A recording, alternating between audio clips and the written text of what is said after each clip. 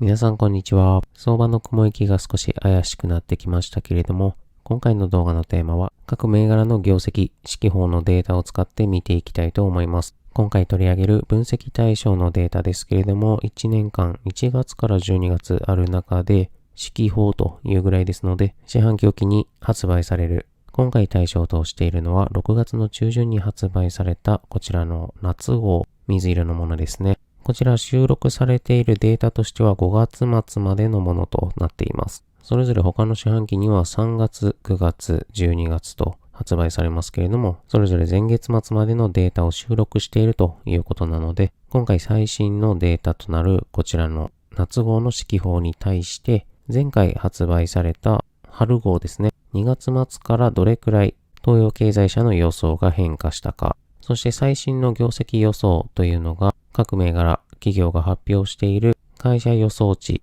この2種類のデータと最新の業績予想を比較することで、各銘柄の潜在的な成長余地、これをご紹介したいという回になります。まず今回取り上げるデータについて少し詳しくご説明しますと、例えば指揮法に載っているソニーの例ですけれども、この中で当チャンネルの指揮法分析シリーズ一番焦点を当てているのは左下の売上高や利益水準の変化ですけれども、この予想に当たる数字が前回発売された指揮法からどれくらい変化しているか、および会社予想の数字と比べた時に強気になっているか、そういったシグナルが各銘柄枠外に表示されているというのは皆さんご存知かと思います。最新の指揮法予想に対して前後と比較したときに増額しているか減額しているかという表示が上側の矢印のマーク。会社予想値と比較して強気なのか弱気なのか示したのが下側のニコちゃんマークですね。さてこのシグナルなんですけれども、具体的にはどれくらいの乖離幅でマークが決められているか。まず対象としている項目は営業利益です。そして前後との比較、指揮法予想値の増減について 5% 上乗せされれば増額、矢印が1つ、30% 増額されていれば大幅な増額ということで矢印が2つ表示されます。減額についてもそれぞれマイナス 5%、マイナス 30% で下向き矢印のマークがつく決まりとなっています。一方、会社予想比との比較ですね。ニコちゃんマークについては大幅強気、大幅弱気のプラスマイナス 30% のところは先ほどと同じ数値基準なんですけれども、ニコちゃんマークが1つ出る会社比強気、弱気という数字はプラスマイナス 3% で表示がつきます。あと見落としがちなのが比較するにあたって割合を出せない場合ですね。つまり分母となる営業利益のデータが0と予想されていた場合です。例えば前後で営業利益が0と予想されていて、最新の指揮法では100億円と営業利益が予想されれば、それは比率では表せない。その場合は矢印1つ、あるいはニコちゃんマーク1つというふうに取り決められています。ですので、0と予想されているところからどれだけ最新の予想が大幅に上乗せされていたとしても、それはマーク1つとなりますので、例えば小型株予想するときなどには見落としの注意が必要です。それでは今ご紹介した基準をもとに最新の指揮法において、まずは分布をご紹介したいと思います。今回分析コード上でピックアップすることができたすべての銘柄数3828に対して前後と比較した時の営業利益の増減、矢印マークの式位置となっている 5%、30% を境として分布を調べてみるとご覧のようになります。営業利益の大幅増額は240銘柄、増額は629銘柄に対して大幅な減額は331銘柄、減額が757銘柄と、総じてみると減額の方が若干多い結果となっています。それぞれ割合に直すと、矢印のマーク出るか出ないかでだいたい五分五分という形で、下矢印が 29%、上矢印は 22% です。今度は会社予想比との最新の予想値を比較した分布ご覧いただきますと、こちら。同じく3828社ありますけれども、こちらの敷地は 3% と 30% になっていますが、前後比のデータと比べると圧倒的にニコちゃんマークが出る割合というのは小さくなっています。会社予想に対して大幅な強気となっているのは75銘柄。若干強気というのが320銘柄なのに対し、大幅な弱気なのは44銘柄。若干弱気なのが103銘柄で、それ以外に関してはほぼほぼ会社予想と同じような数字を出している3286銘柄となっています。こちらの銘柄構成を比率に直すとご覧の通り、ニコちゃんマークが出ている銘柄というのは 10%、不調マークが出ている銘柄は 4% となります。そして何の顔のマークも出ていない銘柄が 86% ですけれども、これは何を意味しているかというと、東洋経済社の予想というのが会社予想と同じような数字が出ている銘柄がかなり多いと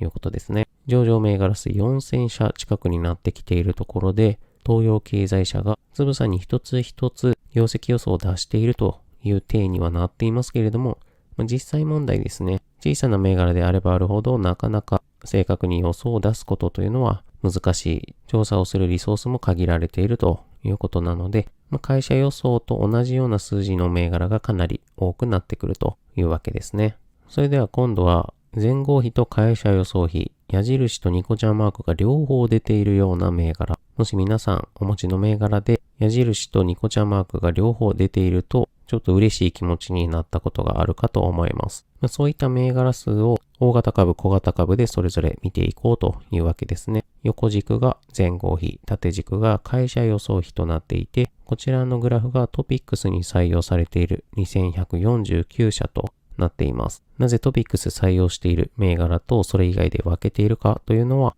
後ほどご紹介いたしますが、トピックス構成銘柄の改編第2弾のルールが先日発表されて、そのテーマについても動画をお出ししまして、新たにトピックスに採用されそうな銘柄というのを業績の面から分析するということを今回は行っております。そうするといずれかのマーク、もしくは両方のマークが出ている銘柄の中で、比較的多くのマークが出ているのは先ほどもご覧いただいた通り矢印のマーク、前後比の方ですけれども、会社予想比で 30% 以上、ニコちゃんマークが2つ出ている銘柄数というのは2000社以上ある中で19銘柄しかありません。一方でトピックスに採用されていない残りの銘柄1679社についてマッピングを行いますと、こちらは会社予想比で 30% 以上、ニコちゃんマーク2つついている銘柄というのは29社あるわけですね。ざっくりトピックス対象の銘柄と非採用の銘柄で4対3の割合となっていますので、マッピング上の銘柄数が同数の場合は約 1.3 倍ぐらい比率が高いということになります。そうすると非採用の方の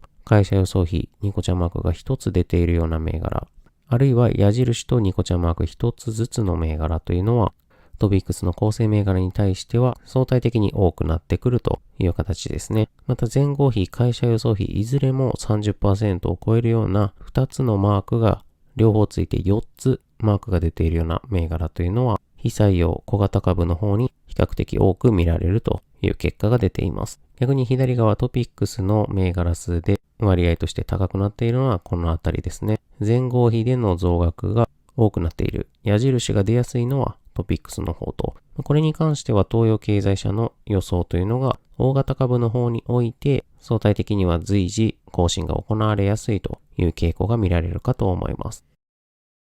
それでは具体的に各銘柄の前後からの業績予想変化率と会社予想比の数字をご覧いただきますと、まずはトピックスに採用されているような銘柄、大型株中心ですが、先ほど申し上げたように構成銘柄の改変が予定されているということなので、やはり中には流通時価かなり小さくなっているような小型株も混ざってきているということですね。表の中の黄色の棒グラフに関しては流通時価総額、そして売上高や利益水準を前後比と会社予想比で並べて、前後比の営業利益について大きいものからご覧いただいています。そうすると例えば矢印2つ、ニコちゃんマーク2つと両方絶好調に表示されるような銘柄というのは上から2番目の大光薬品、セイロガンの銘柄ですが前後比で 75% 増額、会社予想比では 70.7% の予想ということなので、今後決算に向けては情報修正が予想されるような銘柄です。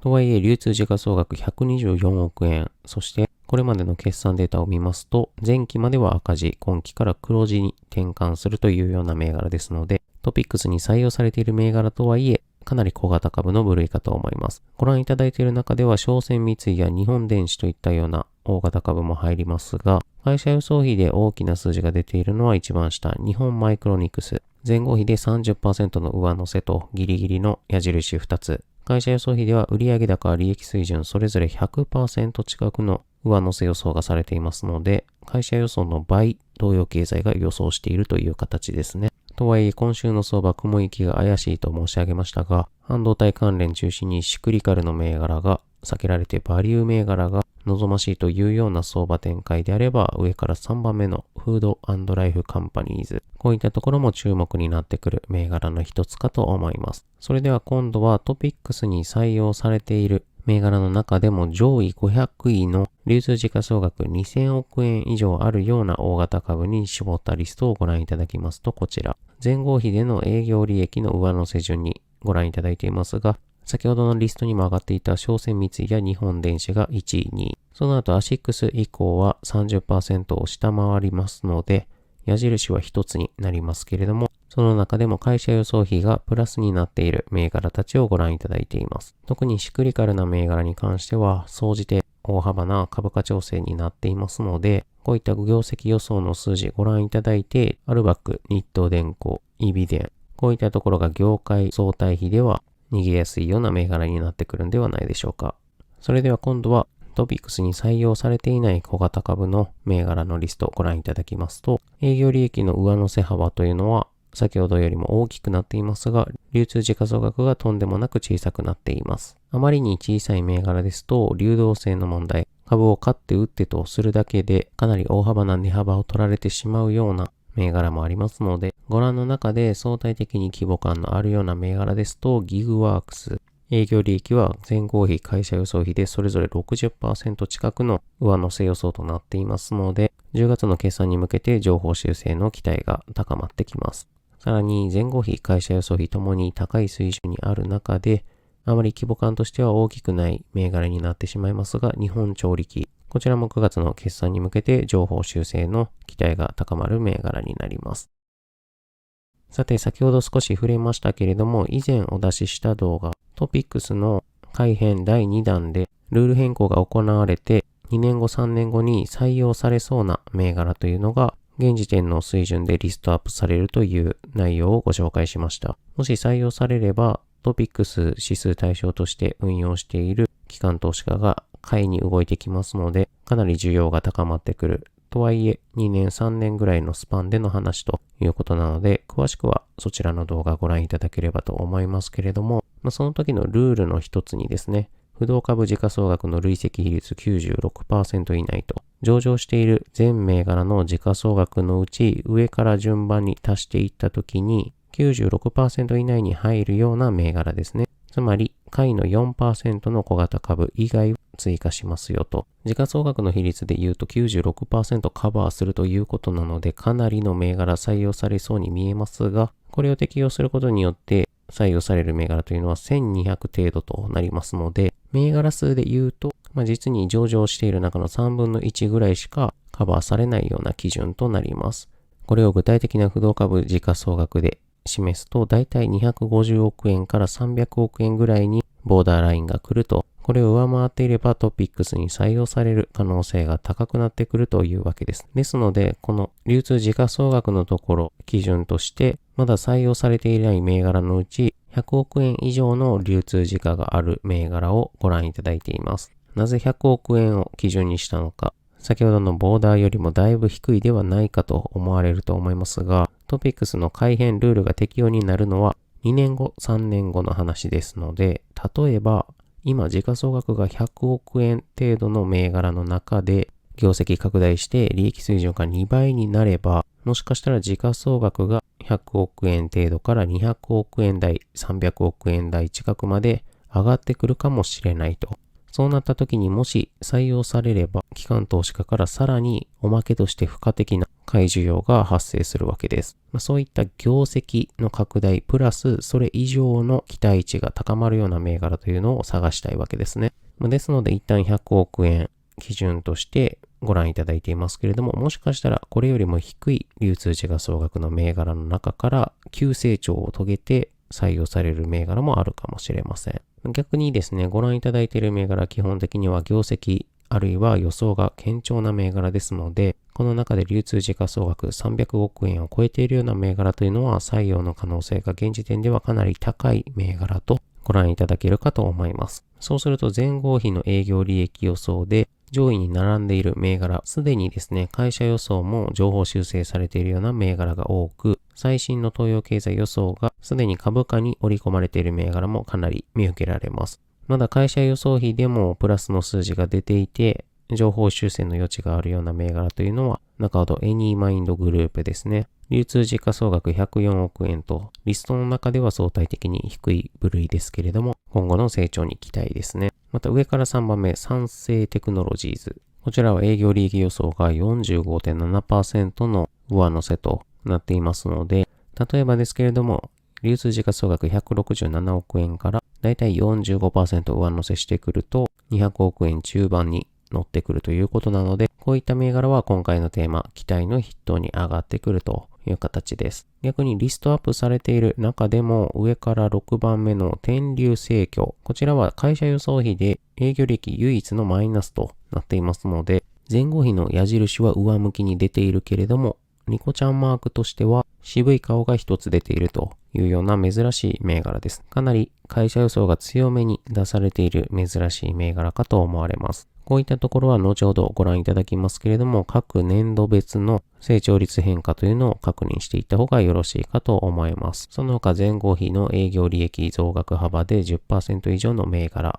リストの下の方には以前 NVIDIA の関連銘柄としてご紹介したサンテックホールディング、あるいは小型株需給分析で登場したインフォリッチなども入っています。ということでご覧のリストの中から成長期待の高まる銘柄、小型株を中心に精査して投資していただきますと、もしかしたらトピックスに採用された時にさらなる付加的な株価の上昇が期待できるかもしれないと。では先ほどのリストの中からどのように精査していけばいいのか。例に挙げました天竜生協であったり、リストの下の方に出ていました中野霊機。こういったところの業績ご覧いただきますと、1年間の変化率、確かに直近のところでは成長率が上向いてきているような銘柄ではありますが、どちらかというと、両銘柄とも売上高や利益水準というのは過去の水準感とは変わらない。あるいは若干伸びてきているかなという程度ですね。これとは違って、例えば先ほどリストにご紹介した産生テクノロジーズ。今年度に限らず直近数年間で大幅に成長率が拡大しています。さらにはサンテックホールディング。